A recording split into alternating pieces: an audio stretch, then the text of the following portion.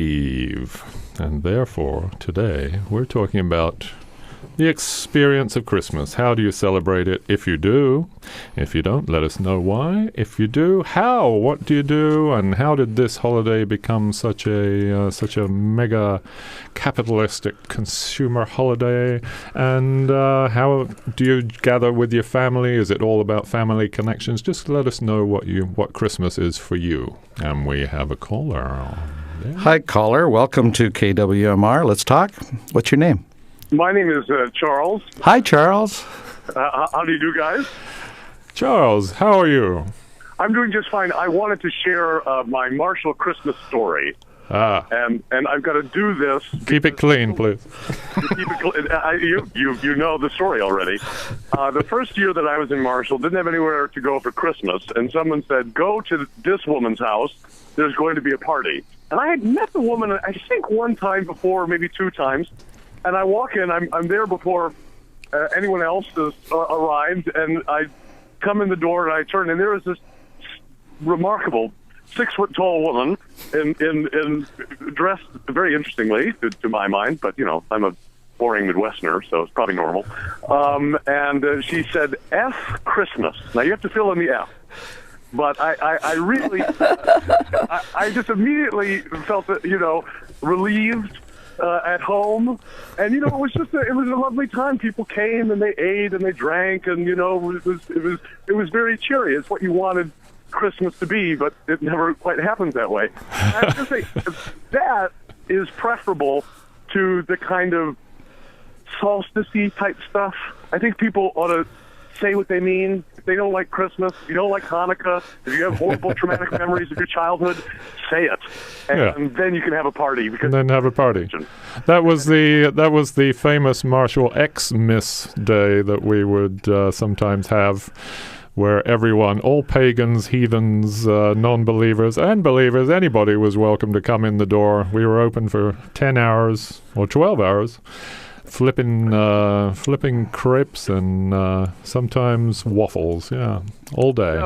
It was really lovely. I mean, and relief, relief. But right. Get the tension out. Don't pretend that you're a pagan and do solstice. No, say F Christmas, and then have a party. So, Charles, do you have a celebration coming up? Oh, no, this is the best part. I have no place to go for Christmas, and if some family would like to take me... So should they just call our number and then we'll relay it to you? Well, no, that's right. Anybody who'd like to invite me over, the key thing will be is that instead of the sort of grinding, horrible bitterness that you would enjoy normally with family members, there would be this outlandish person who will not stop talking, will get drunk, and make a fool of himself so that you don't have to, deal with your mother. And of course, why does it have to be Christmas? This could be any time. So please call Charles Schultz, invite him to your house. He'll get drunk and... It could be any day of the week, literally. Goodness me. So it's Christmas every day for Charles. This is wonderful. It's Christmas every day. Oh, I love you guys, and have a great show, and just remember, F Christmas, then party. And have a good time tomorrow, wherever you are. Will do. Thanks for getting us going, Charles. Oh, no. Merry Christmas, everybody. Yeah, Charles. Take care. Bye-bye. Hold on, Bernie. Are you still doing that live nativity scene where you're the baby Jesus? Is that a joke? I got fired because I got too fat. Well, no, hold on. Raven said she was going to play Mary. I think Paul was going to be a shepherd. That's right. I'm one of the wise men. Didn't you know that? Yes, and I'm young people in West Marin. We've agreed to be the sheep. Okay, take care, guys. See you, Charles. Thanks. Bye-bye. Bye. A little comic relief. Well, that was great fun. Christmas. So yes, origins of Christmas. Do we want to talk about origins first, or do we want to? Let's talk about what it means to us. What is Christmas for me, for example? When I was a kid, it was all about, of course, the presents, right? I mean, it was cold and wet and windy, and sometimes some snow, but suddenly there was all this stuff going on in the house. People weren't going to work, and there was a tree, and there was Dad swearing over trying to get the lights on the tree without the tree falling over, and so there was a bottle of wine in the cabinet, and there was a bottle of booze in the cabinet, which was once a year my dad would buy a bottle of whiskey, and that was That was last him for a year till he retired. And then, but at Christmas, it was me and my brother, and it was a Christmas tree with presents underneath it. It was lovely. We'd do the presents, watch telly all day, eat turkey, go to sleep. That was Christmas for me. Doesn't sound too bad. I like it. Nothing religious. There wasn't anything about Jesus or anything in there, so it was totally secular. But it was totally family. Consumerism. Very It was family, family, yes, yeah. and it was a whole day with the family, which, although that sort of happened at the weekend anyway, but there was when, and rest of the family would sometimes come by. My aunts would come by, yes. Did they drop off some food? No, they didn't bring food. We didn't have that potluck thing over there. It was always very, very formal. Mum would do the turkey, and the huge turkey, and the ham, and the potatoes. And So it was gifts in the meal. gifts and a meal, and we always had a bowl of nuts. Bowl of nuts, that's right. Chestnuts. as Chestnut, well, yeah, roasting chestnut. Ooh. By an open fire? Going down Oxford Street on a cold... I found some chestnuts in Perry's Deli the other day, and we roasted those. They're not there anymore, but they were delicious. Oh, they're nice. good, aren't they? Yeah, we put them in the coal shovel on an open fire when That's we still right. had an open fire. That's what we did too. Lovely. See, that's a lovely memory, although it's just a midwinter memory, really, is it? Christmas. So, hi caller, you're on KWMR. Let's talk. Hi, folks. This is Charlie. How y'all doing? Hey, Hey, Charlie. Charlie. Hi, Charlie. Hear all your voices, and anyway, I think I've eavesdropped on your general discussion is about what do I Christmas. think about Christmas, or could you repeat? Anything you like, really. Anything about Christmas? right. What does it mean to you? What is the? How are you spending it? Is it a joyful time? Is it a miserable time? Well, I've always, in growing up, and there was some dysfunction in my family. My dad ended up becoming a recovered alcoholic the last 20 years of his life. But we, despite all that, I always remember Christmas as being a happy time. Now, Uh-huh. maybe I was becoming a little materialist, at an early age, because I don't know if you guys remember this, you folks, waiting until Mom and Dad got up on Christmas morning, because you couldn't really launch your full frontal assault on the tree where the gifts were until Mom and Dad stirred. And we spent some of the longest years of our lives, it probably amounted to about 15 minutes, waiting. Yeah. But now, in our family, I remember it being a very happy thing. My dad always took over he really was Santa Claus. One time when my sister was very young, she was still a baby, my dad found a red hat and put it on his head, and then got one of her diapers and sort of strung it around his chin so he could look like he had a beard. It wasn't a used diaper either, I want you to know. Good. Charlie, did you leave food out for the reindeer? What's that? Did you leave food out for the reindeer? That stuff we did leave food out, mostly for Santa. I think that the reindeer union hadn't been that... Yeah, and they were outside on the roof anyway, right? and word was that Rudolph's nose was red all the time because he liked Jack Daniels. But anyway, I remember it being a happy time. And then after the initial stage of the local Morgan family, festivities, then we'd always look forward to going to one of our aunts, uncles, cousins' houses. We had some lived up in the Berkeley Hills, others lived down in Millbrae, and of course it was just ecstatic to go there with just this feeling of abundance and playing with our cousins. We'd just all go crazy and run around and do all kinds of things. One final story was my dad and my uncles liked to gamble. So one time they cleared the dining room table off, and they had all kinds of big bills, on the table. They were, of course, alcohol helps people become brave Yeah. when it comes to money. And so my cousin Danny, who was like one of my earliest friends, he and I went downstairs in my uncle's basement, and we found a hand-operated siren. Oh. And so we started way up the street, cranking the siren, and showed up right at the house and beat on the front door. And, of course, everybody started putting the money in the park and all that stuff. But no, I remember it as a joyous time, though. To this time, and I won't keep you. Well, that's such a great story. Sure. I mean, the siren thing down the street, I'm so impressed. Oh, yeah. So it's extended family time was how it Yeah, was. and it was good, and then, of course, came the years in the 60s when, we'd have 35 people at one table, and half of us had become vegetarians who were, stoned on LSD, and the other half were still eating the meat and drinking, and we had some pretty lively conversations. Nothing says Christmas like a little window pane. But but it was really a clan. And I always felt like I was part of a clan. Yeah, good. Politics be damned. I mean, we felt good. But this Christmas, in fact, I'm about to drop a little bicycle off next door at the community help center there for some little toddler who might not have one. But I felt an extra sort of chagrin about how I wanted to give Christmas presents through some group to kids who didn't have any. I mean, that kind of paucity and, the chagrin that goes with it, and, of course, the sentimentality.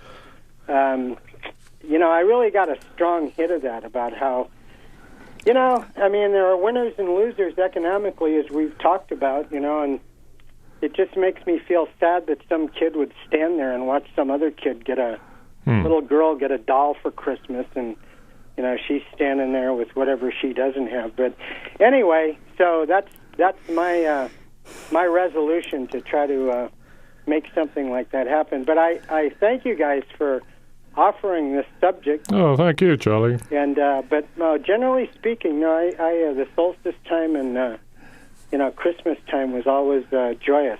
Yeah. Anyway, good. It's great Thank to you, hear Charlie. your stories. Thank you, Charlie. Oh, thank you. I'll be listening. I'm jumping in my truck with a radio. Okay, man. Thanks again, and you all have happy holidays. And You too. Happy holidays. I'm putting an extra thing on all the little cards I sent out to people that how can we diminish the violence in the world, Anyway. Peace on earth, goodwill to all men. Remember that one? Well, yeah, and then act it What about out. women? Your neighbor, How about other species? if your neighbor pisses you off, find a way to resolve it peacefully because it all starts at home, It does. That's right. And it's a challenge. Thanks for calling in. Thank you guys so much for your show, and I'll be listening. Have a good one. Okay, man. Thanks, Charlie. This is Let's Talk Radio with co-host Paul Rafal, Bernie Stefan, and I'm Raven Gray. Please call us on 415-663-8492 and tell us what you think about Christmas. Is it a joyous religious holiday or a stress-filled time of making lists and buying presents? So I got a couple of emails from neighbors here. It's not this is my next door neighbor. They're up in Washington State right now. It's not religious for us. It's purely about reconnection, remembering how important we all are to each other. Our foibles, our favorite recipes, traditions such as the yearly aquavit toast, a simple gift exchange for the kids, traditional red cabbage, a little Danish infused. Stress, yes. Love and connection, you bet. That's how I've always known Christmas to be. And somebody else, I ask, how did our First Nations, as they say in Canada, recognize this time of year since they were so much closer to the natural world and wiser than we are in the ways of the wind's comforting conversation, the stars' reassuring constancy, and the earth's loving motherhood? Beautifully put. Nice. Very nice. So, yeah, I mean, it's the solstice. It is all about the solstice, right? This was a holiday in pagan times, in Roman times, in all times, I'm guessing, because it's especially this day because it's about 3 days after the solstice, and you wouldn't really notice that the sun was coming back up a little earlier every day until about 3 days in. So well, maybe actually, there's the some solstice. significance to that. Can I just add to that the solstice, that actually means standstill. So for 3 days, the sun appears to stand still on the horizon. And it's on the morning of December 25th that the sun appears to gain strength. So that's why it's the return of the sun, S-U-N. And that's why the Christian church in the 4th century overlaid the birth of the sun, S-O-N, on the same date as the birth of the sun, because people, as you said, throughout history, indigenous cultures across the planet have always been paying attention to celestial bodies and the heavens, and it's a very important time, the return of the sun, the end of the dark winter, and that's what we celebrate. There it is. That's well, the and it's root of it. interesting then how different cultures riffed off of that.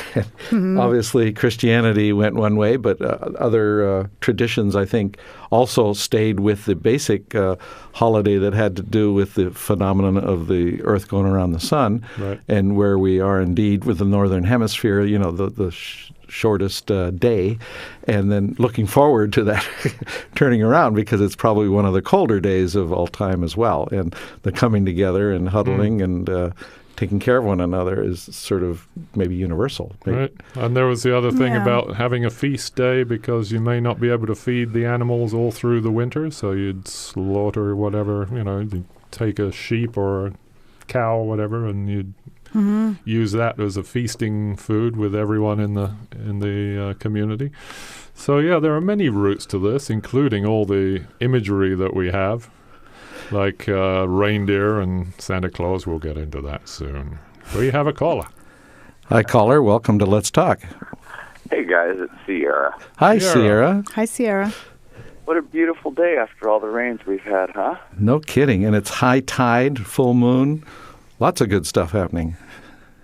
Christmas, man, what a loaded topic. Yeah, it certainly is. As unusual, I'm pretty mixed about it. I mean, Well, give us both halves at least. it's absolutely wonderful. It's also like, the darkest, shortest days of the year and cold, and, the sun's never going to return. It's like we're stuck in this hole and it's dark and cold and, it's the end of everything.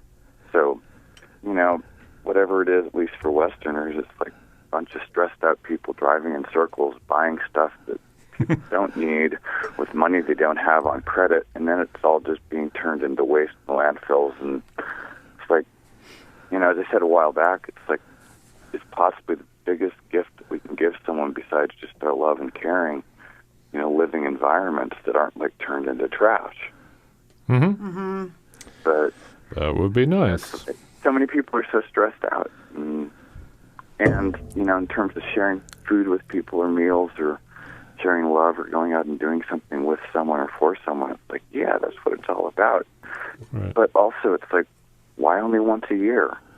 I mean, Yeah. I kind of push things in general, but it's like for a few years or for quite a while, my birthday was the first of every month on Facebook, and some people it's like you can't do that or whatever, and Facebook finally froze me, and now I'm like on January 1st is my birthday, which actually isn't. But point being, it's like every day is Christmas, every day is our birthday, and it's kind of like how do we live with just awe, wonder, and childlike abandon like any and all the time? And it's like hard to, probably impossible to maintain, but it's like. As far as I can tell, it's like, anytime I'm breathing or alive, it's like every breath is our birthday. Because it's like every time we breathe, we're alive. And it's like, we don't know what this place is. So why do we save it all up for Christmas and, like, have an orgy rather than just, wow.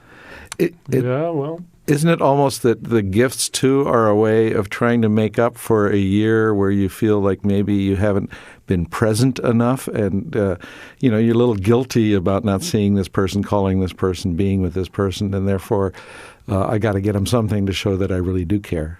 And it's like, what shows that you care? Is it actually like, some love and a hug or an embrace, or is it like buying someone a new car or, buying someone a Tarzan, like, in Canada, or I don't know. It's like, what do our gifts equate to, and what's a real gift? Yeah. How transitory is it, or how are we training each other to be gluttons? Yeah. What's enough?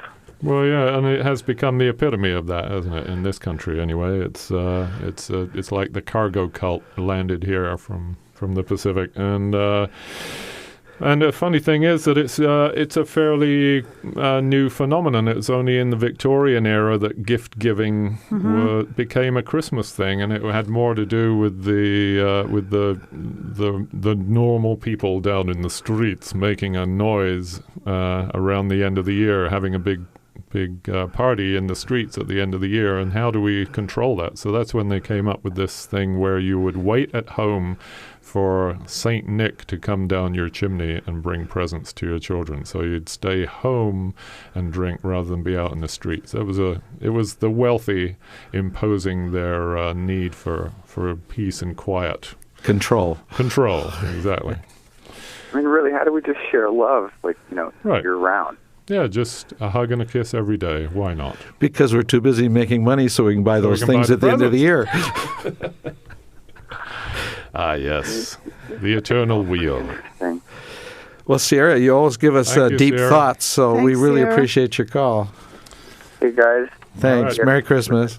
With every breath, man. Thank you. And happy birthday. Yeah. Thank you. So there you are, yes. So, again, though, it's a beautiful time of year. What was your experience? What's been your experience of, Bernie, with Christmas? Well, I'm... as a child, I was German living in Canada, and it was always interesting because there became this room in the house that I couldn't go into. And then Christmas Eve, I was sent to the movies, and so that was unusual by myself. But this afternoon, I'm at the movies, and then I come home, and then we go to church, which was also unusual. We go 3 times a year.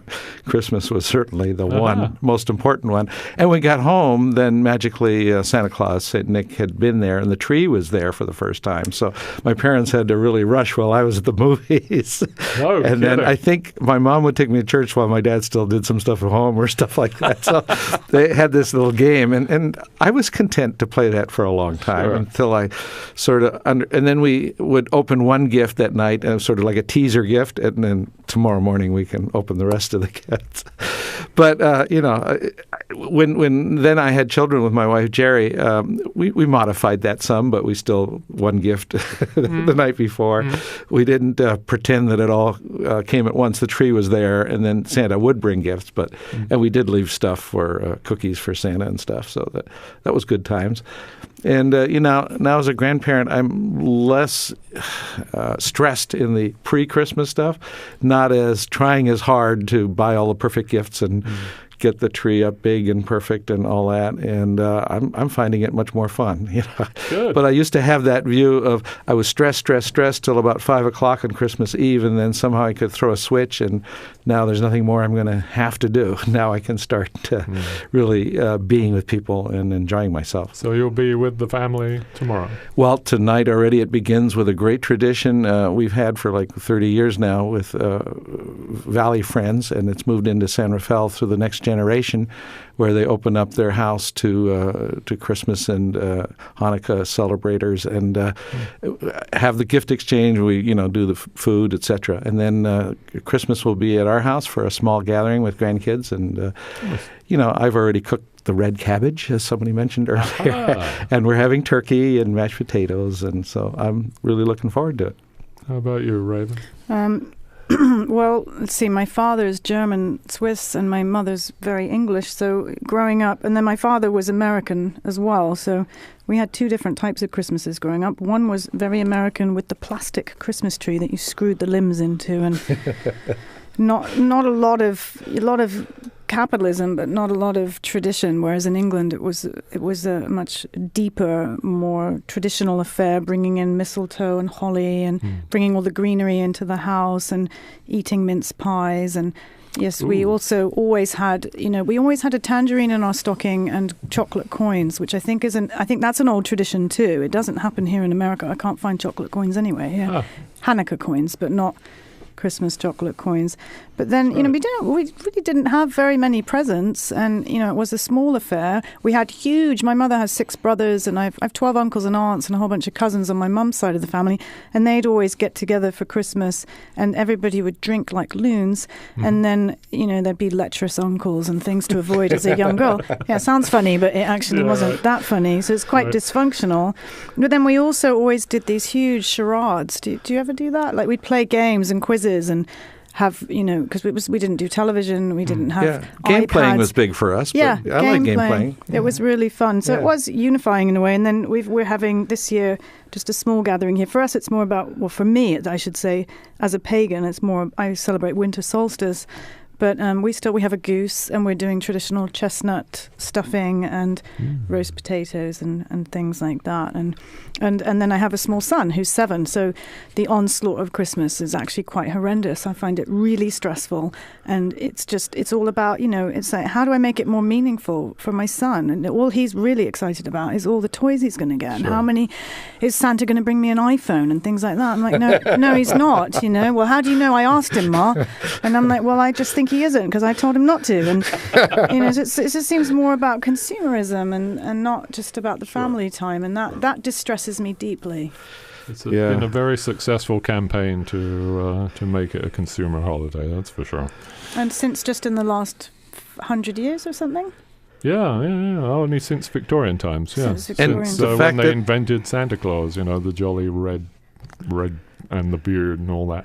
That was all the fact that marketing goes directly to the kids, so the parents have a hard time keeping the kids away from the marketers. Of course, yeah. Oh, yeah. Oh, Mom, I must have this. They're all online now. And then they get together and then they share what they want, and then all of a sudden everybody wants the same thing. Right. Oh, he got the Star Wars things. I want the Star Wars. Caller, you're on the air. Welcome to Let's Talk. Well, hello, Paul. This is Aggie Murch phoning from London. Good heavens. Good heavens. Aggie, how is it over there? 30 seconds worth of announcements there. So Yes. I just wanted to phone and wish you all Merry Christmas, and know that we are celebrating in a quiet way, but very beloved, and it's very beloved to be here in a mixture of religious cultures and traditions, and that's a very special thing here. Ah, so what is the mixture of cultures and traditions? Well, I mean, just across the street where we are, we're in a little sort of cul-de-sac here, but we have Muslims and Hindus, and we have Baptists up the road in very posh Primrose Hill, but there's Baptists on one street and Episcopalians on another, and maybe people in America don't think that there's a lot of difference, but there is here. And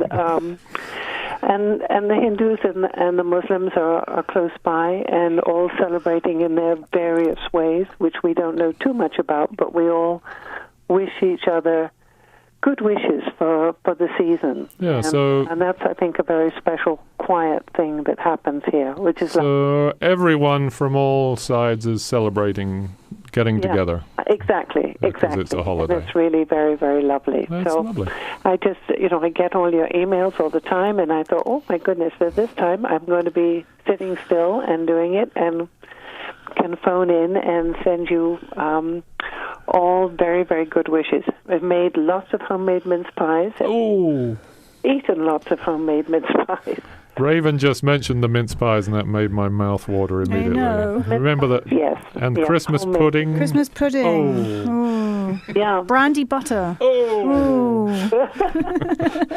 Well, Aggie, thank you very much. And we're just very lucky. We have a farmer's market that came in this morning on a rainy Christmas Eve morning, and it came in just on the other side of the hill, so I can walk to farmer's market and back again and order a little turkey. We have friends from long ago West Marin coming with their family tomorrow for Christmas dinner. What time is it there? They will have their first introduction to the Queen at 3:00. So. The Queen!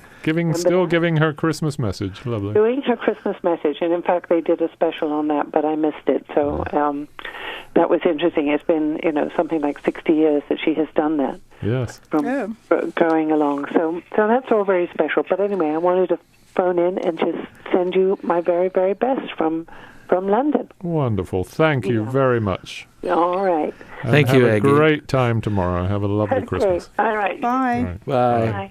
I think it's 7:30 at night to answer your question there, Brendan. Okay, so they're in the right evening. getting into the heart of Christmas Eve. There you are. Everyone's celebrating it. Not just Christians and not just pagans. Everyone's having a go at it. That's lovely because it's a day off, right? I mean, everyone gets a day off or two, especially since it's going to be a Friday, so it's the long weekend. People are probably traveling more this weekend, I'm guessing. I'm sure the airports are full. Now, I want to talk back about something you mentioned a moment ago. Saying Yeah. that Hang on a minute. By the way, we're trying to do Twitter You can do a Twitter feed. So you can tweet us during the show if you don't want to call in. And it's at Let's Talk on KWMR. There you go. Okay, Oh, sorry. well, we're going very high-tech, aren't we? Oh, It would be a We'll see nice if it Christmas works. present for us, wouldn't it, to receive a tweet? Yeah, give us a tweet, would ya? Well, you said a little while ago that Santa Claus was totally invented and the white beard and everything, but it turns out that he might not have been totally invented, right? Because there are lots of myths, aren't there, if you look into it, especially in Germanic traditions and Scandinavia, and one of them is Odin, the god of winter solstice, who had a very long grey beard, and he used to ride a sled with a horse, or a carriage with a horse, a big white horse, across the heavens through the night sky on the great hunt at the time of the winter solstice, and he'd often enter through the chimneys and leave gifts for children who'd left their boots out, later stockings. And so I do that on December 6th, leave my shoe out, That's and right, sometimes I 'cause get chocolate. that's because, Sometimes I get Do you know cold. why that is, Bernie? That's because that's the day. Whether I was good or bad? Well, it's to do with St. Nicholas, because that's St. Nicholas's December day. 6th. Yeah, that's oh, right. really? That's right. St. Nick's. Yes, I do know. Good. Yeah. But then it got overlaid sort of with the December 25th thing for They some got reason. merged. But if you go to the Netherlands, many people in Scandinavia and the Netherlands still celebrate December 6th, and that Okay. you still get gifts on those days as well as December 25th. So they have two holidays. They have Yes. two holidays, yeah. And they don't have Thanksgiving. So maybe he's not completely. I mean, this is pre-Christian, so he's Yeah. not the Right, Santa right. that we know of today. Right. And the whole thing with the reindeer, I mean, that's all from Scandinavia, from Siberia and Scandinavia. There's even, I mean, I've seen some stuff about the red and white thing is related to hallucinogenic mushrooms, the Amanita muscaria mushroom, which was part of the shamanic traditions in Siberia. They'd see flying reindeer, I guess. Well, I heard that the early shamans there in Siberia were women, for one thing, Yes. and that they wore red and white, blood red clothing with white fur trim, and that also maybe has associations with the mushroom. And of course, the deer associated with Christmas in those pagan traditions was, of course, a female Because reindeer. female reindeers have antlers. And the male reindeers lose their antlers at Christmas after the rutting season. But don't the male noses get redder? That could be. Maybe so. Like if you do a lot of magic That may mushrooms, be the mushroom. your nose glows. And, it could be the moon as well. And there were goddesses. It was actually the Day of the Mothers. Right? Yes, let's talk about Mother Christmas for a bit. Come on. Mother Christmas. And Mother Night, That which was a pagan, Scandinavian, Siberian, the northern tradition of the Day of the Mothers. Well, apparently was December 24th was Mother Night. Mother correct? Night, exactly. So tonight is Mother Night. Be nice to your mothers. And did you know Frau Holder, probably pronounced that wrong, Frau Holder? is the Germanic goddess, Bernie?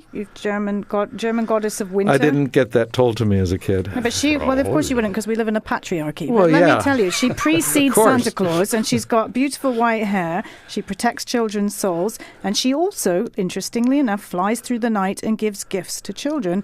And in some depictions, she's dressed in red and white and uses the chimney. And uses the chimney. That is an ongoing and recurring thing that Chimneys got used to be dropped bigger, down right? the chimneys. I hope they were bigger. Chimneys have always been the place of magic and mystery. It's the heart of the I see. home. Yeah, And the heat they of did the used to be a home, lot bigger, yeah, so you could squeeze down them. But it was also the portal to the other Yeah, world. it was never. You know? It was never about the guy actually coming down the chimney. They would fly over and drop things down the chimney. I think. The dear mother. Oh, here, the dear What mother about- gave birth to the new sun and the life-giving light of the new year in her horns. Wonderful thing. Here, let me mention another, since I'm the female representative here, that Rozhanitsa was an antlered winter goddess of the Ukraine, and on her first feast day, which was winter solstice, she had red and white embroidery, and also she gave red and white cookies shaped like deer given to the children for good luck. And also Sol, who's another Lithuanian and Latvian goddess of light and the sun, flew across the heavens in a sleigh pulled by a horned reindeer. by a horned And reindeer. she threw pebbles of amber into the chimneys. That's right. Wonderful. These are very And, old stories that you don't really get to hear about, do you? All these shamans, and they were women shamans who, and they would have antlers. They were antlered.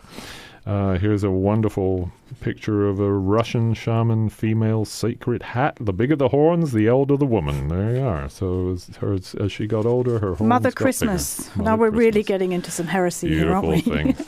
No, I think it's wonderful. The image of the planet Mother Earth works for me, and I love a Mother Christmas idea. Unfortunately, I was never exposed to it. For me, it was always the threat of if you're bad, you're going to get coal and no gifts. And I stressed a lot about that, but it didn't totally change my behavior. Behavior control. And I got the gifts anyway. St. Nicholas, that seems to, I think that comes from St. Nicholas, which would make sense with your ancestors, that he actually did take a rod to bad children. Oh. And so he wasn't all benevolent, actually. So he didn't invent marzipan? No. I have no idea about marzipan. Well, that's just a special chocolate that if you're really good, you get in your interesting. Oh, you don't? Well, I did. Oh, I love marzipan. Christmas cake with marzipan below the frosting. Oh. Do you have Stollen? We're going to have some tomorrow. Stollen, no. Oh, that's like fruitcake in Germany. But there was better. Both the Christmas pudding and the Christmas cake were made months before, or certainly weeks before, in the Christmas cake. Sometimes years before, right? Poke holes in it with a knitting needle and pour brandy or rum or even stout over it to imbue it. Yeah, we always set light to it, didn't we? Yeah. And brought it burning to the table. Yeah, there's always a little more liquor to be poured on top. Weren't there treasures inside? That's right. I'd forgotten that. Yeah, sometimes, I don't think we did that in our family, but we did. I know other My grandmother people did. There were rings and little figures and sort of like Cracker Jacks, huh? Yeah, something like that. Oh, we have crackers. Now, where did they come from? Crackers. Because we always get Christmas crackers. Well, I don't know what you mean by crackers. Do you know what a cracker is, Bernie? It's with these things. A guy from the South? No. It's this. Sorry. It's this foil-wrapped thing that you pull with your friend. Oh gosh. Right. Oh, I had those. Yeah. Has a little, that was New Year's Eve for us. A bit of gunpowder in it.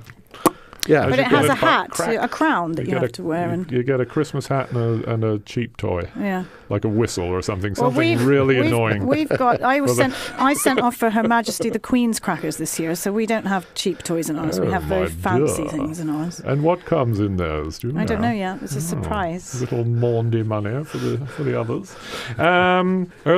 So.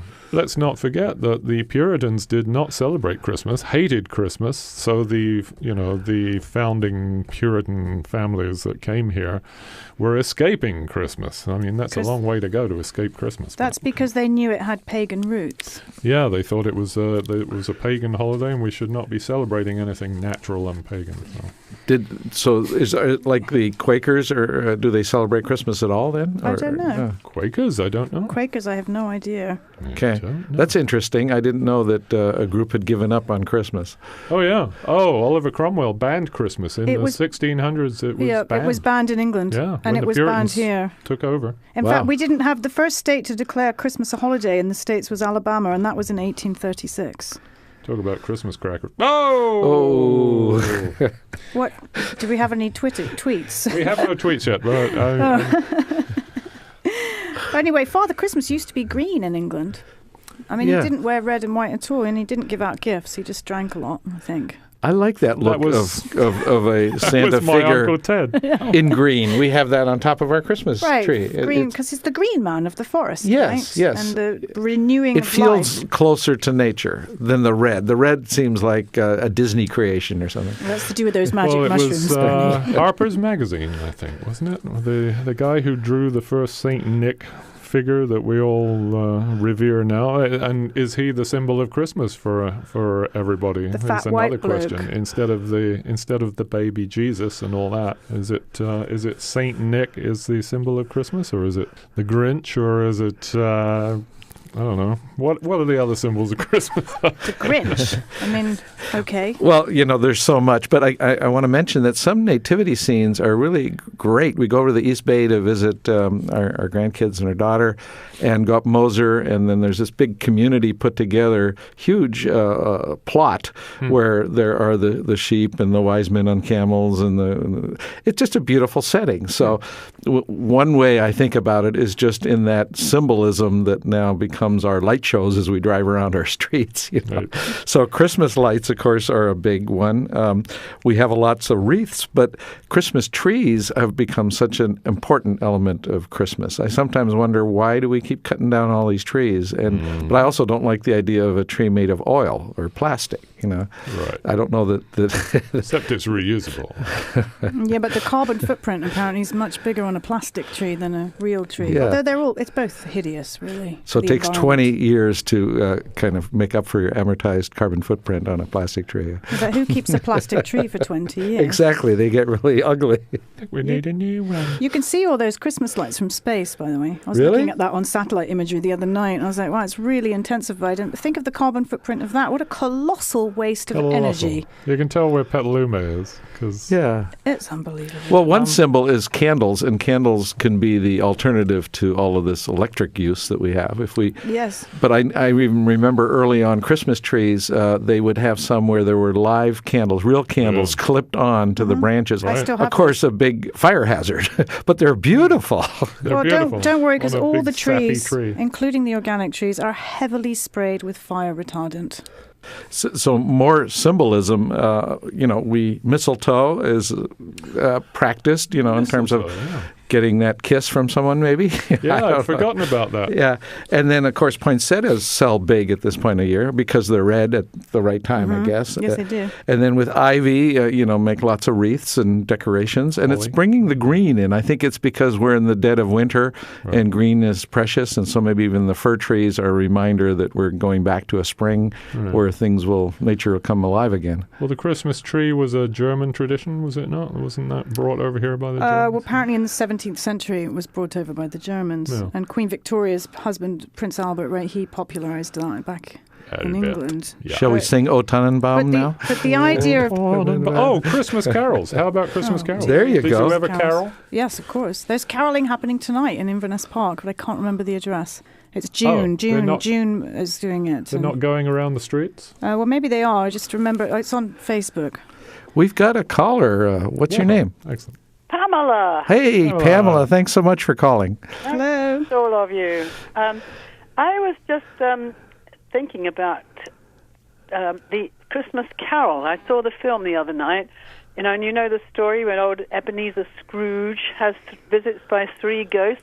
Yes. The Dickens. ghost of Christmas past, the ghost of Christmas present, and the ghost of the future. And he realizes in the future he's going to be miserable unless he changes his life. But I read this article that put a whole new slant on it, and it said, go back and watch that film again and look at the ghost of Christmas past.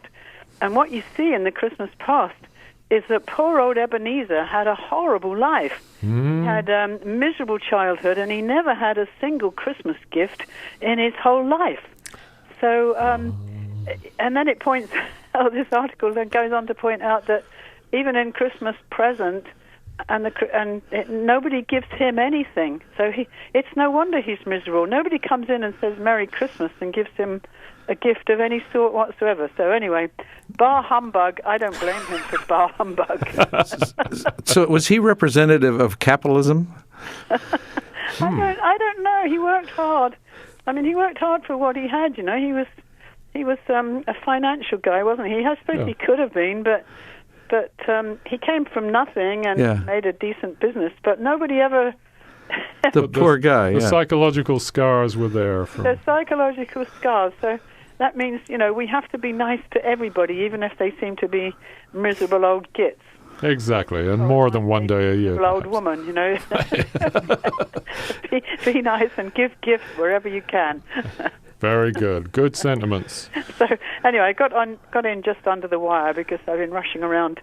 Well, you did great, and we're glad you called. Do you have thoughts about our Christmas future?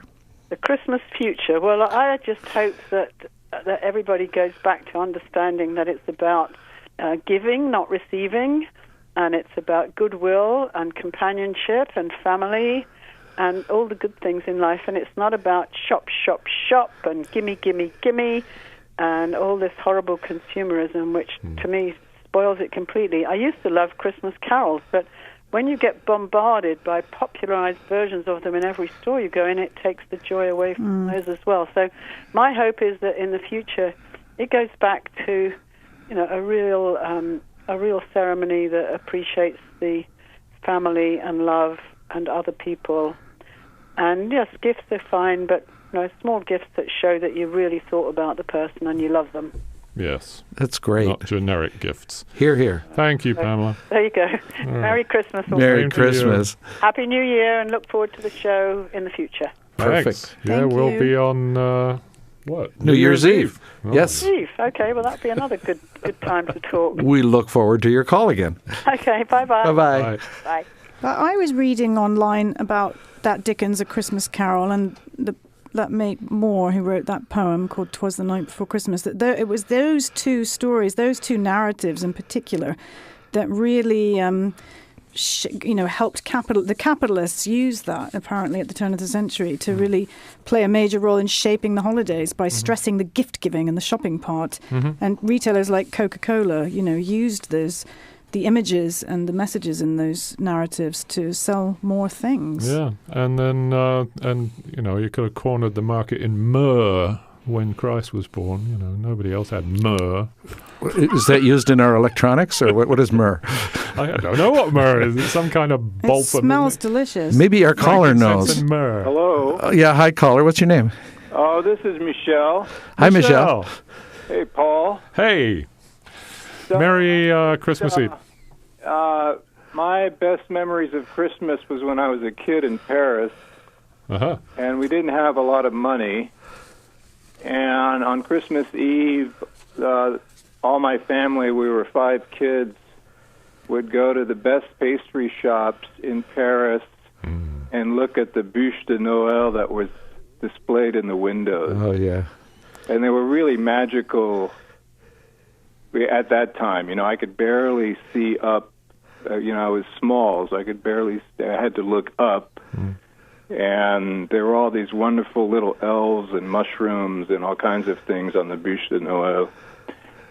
So I have really good memories of that. Lovely. Have you ever eaten one? Oh, yeah. Oh, yeah. Fantastic, yeah.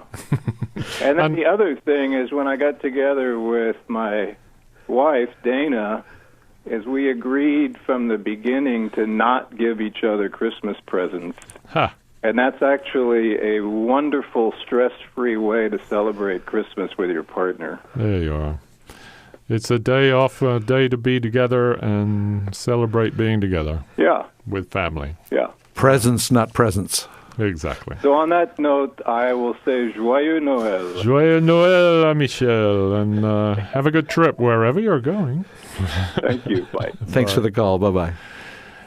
And yes, that was a memories, because I was brought up in London, so we would make a trip down to Oxford Street to Selfridges to look at the windows in Selfridges department store, because they would do these incredibly elaborate displays every Christmas. And there'd be roast chestnut vendors on every corner. Some of them would be rotten, Yeah, it's London, isn't it?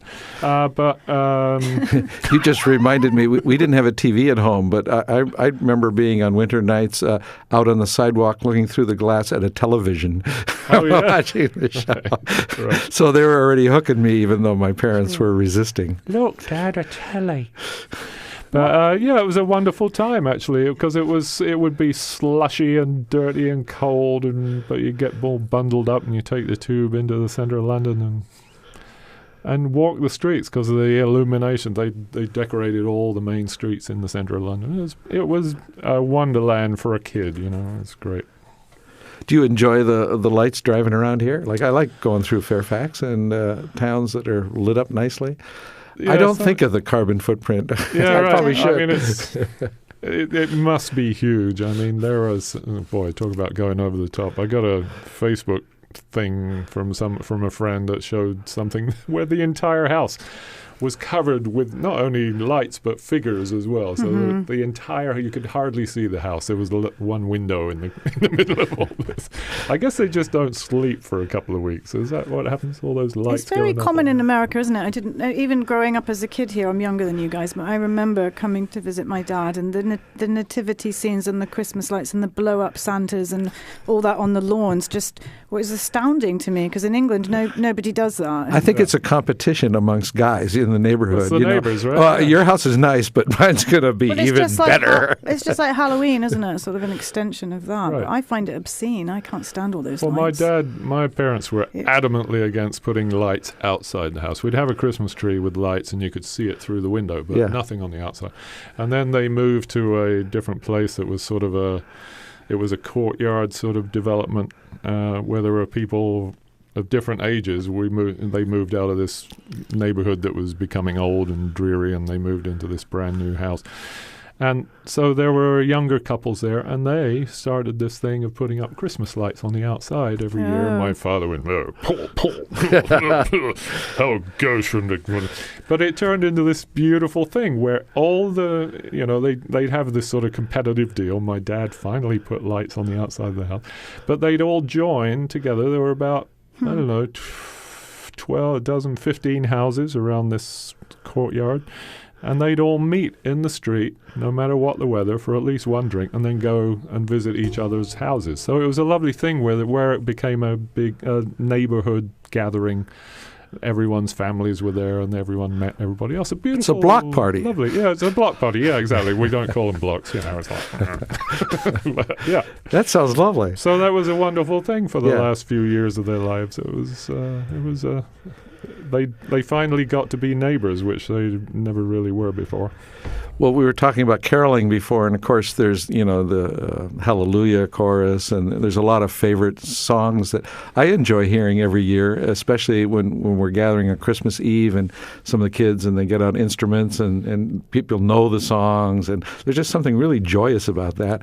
Yeah. And then I see how it's been commercialized, of course, but then the new generation has their own songs, like Grandma Got Run Over by a Reindeer. That's a big one. That's awful, that one. That's terrible. Yeah, but it's a big hit. Goodness me. No, it was lovely. I mean, Christmas carols. I was not a religious child, and never gave real thought to what I was singing. But just the songs and singing with other people is a powerful. Lovely thing. It's a beautiful thing. It's a primal thing.